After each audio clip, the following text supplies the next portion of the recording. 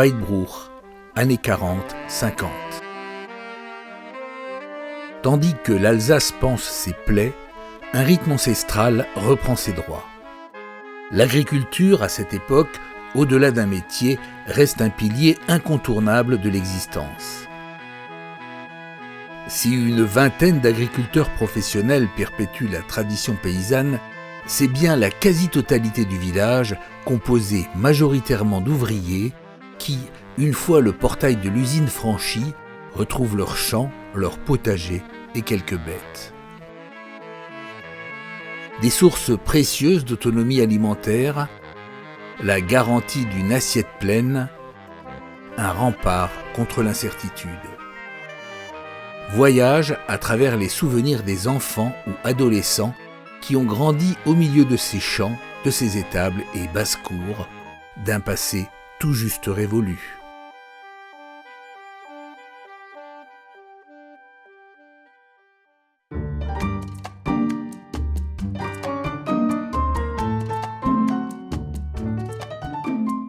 À l'époque, on avait 5 vaches, entre autres, et puis on avait le truc des taureaux là, pour semer. Donc on avait du monde qui venait avec leurs vaches. On avait 2 vaches, il fallait 2 vaches. Pour travailler la terre, il fallait 2. Avec une, on ne pouvait pas faire grand-chose. On ne pouvait pas labourer avec une vache. Nous, on avait juste une vache. C'était pas la mer à boire avec une vache. Hein. Des fois, il fallait chercher le fourrage le soir, après l'école. Le matin, il fallait traire. C'était le premier boulot. Il fallait donner à manger aux bêtes et traire. Le soir, il fallait de nouveau donner à manger et traire. Et on a traité le matin et le soir. Et puis là, mais il fallait aussi fourrager un peu. Tous les jours, il faut aller au champ pour chercher de l'herbe ou de la luzerne, à côté de la forêt, là-bas, vers Gries. Il fallait une demi-heure, 3/4 d'heure pour y aller, et autant pour revenir, autant de temps pour couper l'herbe. Et mon père, parce qu'il fallait du foin pour 2 vaches. 20 arts à la main. Vous savez ce que c'est? Là, il ne faut pas regarder au bout. Quand on commence, il faut tout le temps regarder devant soi, comme ça. Sinon, on ne tient pas le coup. Et après, on avait du lait, de la crème, le fromage blanc, du beurre, avec la crème. On avait un peu tout.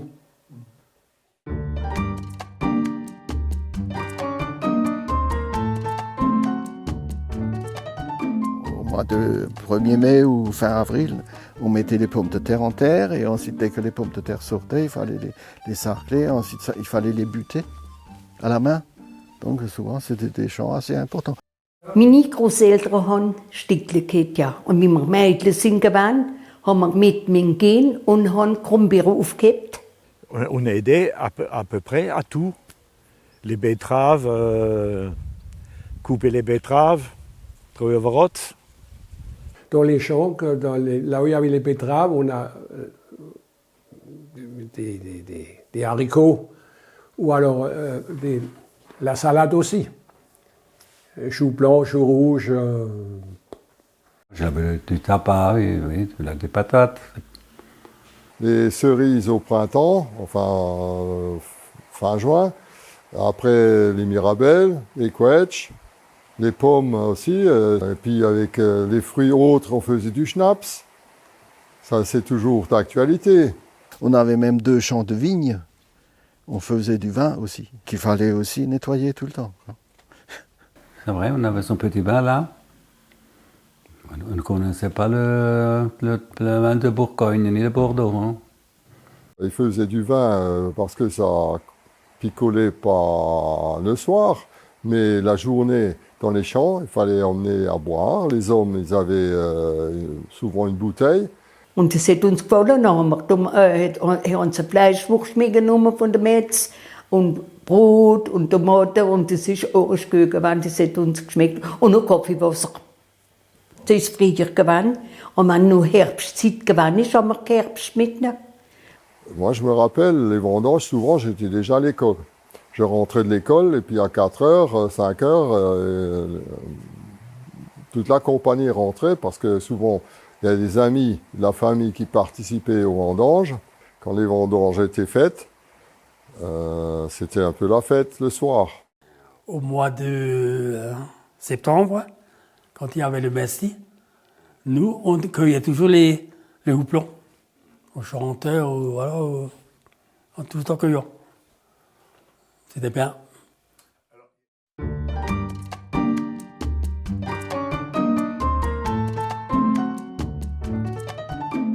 Ben oui, le cochon, c'était très important. Tout le monde avait au moins 2, voire 4 cochons. Hein. Ceux qui faisaient, les gros paysans, ils faisaient pour la menthe. Mais beaucoup de gens, même les ouvriers, ils avaient 2 cochons qu'ils achetaient au printemps pour les finir vers Noël. Comme ça, si on tuait le cocher en novembre, voire en décembre, on faisait l'hiver avec la viande du cochon. Une fois que le cochon était tué, on n'avait pas de congélateur ou des choses comme ça. Il salait la viande pour la conserver tout l'hiver. Et il savait faire ça. Et c'est un savoir-faire qui était précieux parce que tu te rates, tu manges de la viande et tu termines avec le botulisme à l'hôpital ou à la morgue. Hein. On était des conserves stérilisées. On stérilisait la viande de porc. Les jambons, on les fumait, on les salait, on les fumait. Et d'ailleurs, je fume toujours. Et toute l'année, il y avait du lard. Et des jambons, 2 cochons, ça fait 4 jambons. Hein. On se fait ramen noch. Et il savait faire de la saucisse avec oui, et puis le saindoux, et puis tout ça, quoi. Dans le cochon, tout est bon.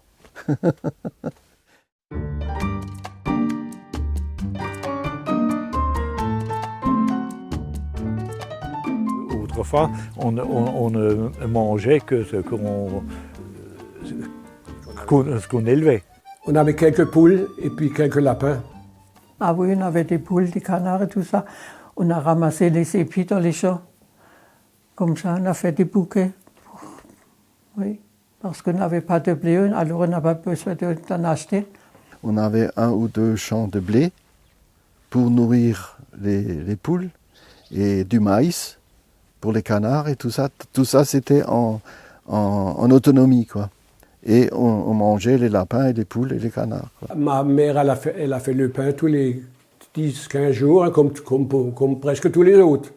À part l'huile et le vinaigre, et je dis l'huile, le vinaigre, le sel et le poivre, on n'a pratiquement rien acheté. Si on faisait soi-même, ça coûtait beaucoup moins que donc aller à l'épicerie.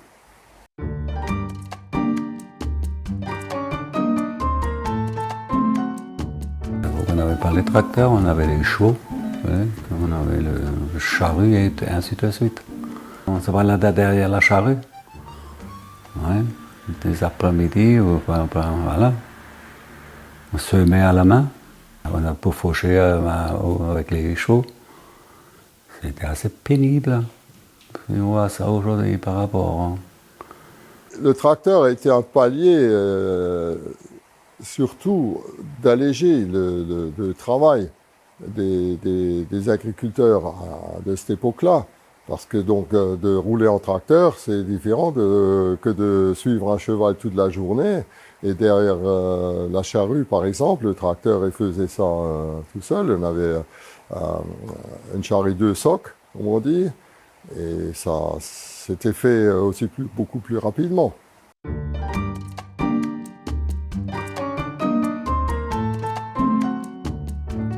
Mais il y avait du boulot tout l'été. Hein. On ne connaissait pas ça à l'époque, les vacances. On allait au champ, oui. On partait, on ne savait pas ce que c'était les vacances. Hein. Là, ça n'existait pas ça encore. Pensez-vous, on n'avait pas d'argent pour partir en vacances. Et avec quoi? On n'avait pas de voiture, on n'avait rien. J'aimais faire ça quand j'avais envie de le faire. Parce que c'est pas un travail passionnant, il faut le dire quand même. Ouais.